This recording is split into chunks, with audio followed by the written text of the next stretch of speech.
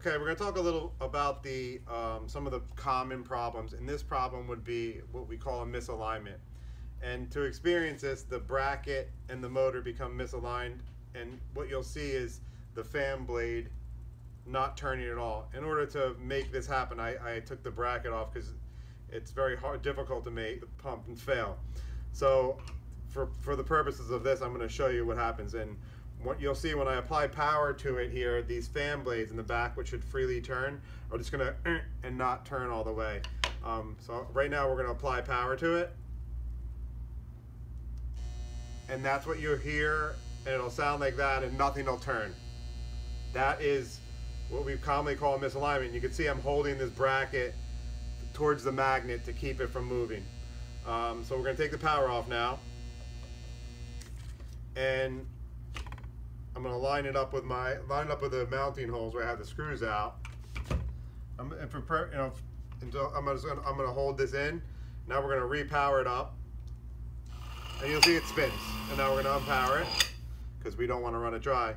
So when this happens, basically this drive magnet is hitting your rear can here of the pump motor, and this is easy to fix. In order to do that, you have to have the head removed from the bracket, which you can do pretty simply here.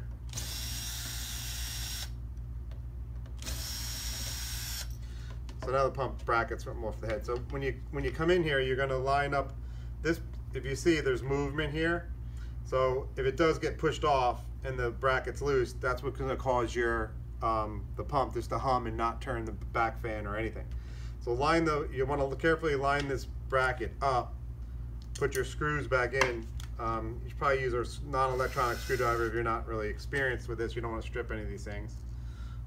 And by the way, the screw sizes will be on the blow-ups of all the drawings of the pumps on www.chuggerpumps.com. That's where you'll be able to replace these screws. They are metric M4s and M5s available on the Home Depot specialty rack.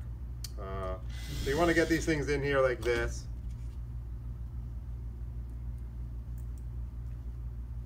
Get them all started up here. So now that they're all started, you'll be able to manipulate these and move the bracket around. And basically it's an eyeball thing. You kind of want to make sure that the bracket has, fairly equidistant. It's not a really high tolerance here. So get them centered the best you can. Tighten down, not too much. I would use a hand screwdriver to make sure they're tight, because if you drop a pump or jar a pump or something in shipping, the box gets dropped, it could jar this and cause this problem. You test your pump by putting the head on, and I recommend getting another person with you to apply the power. And once you apply power and you're holding the head on, you've started, you can take the power off.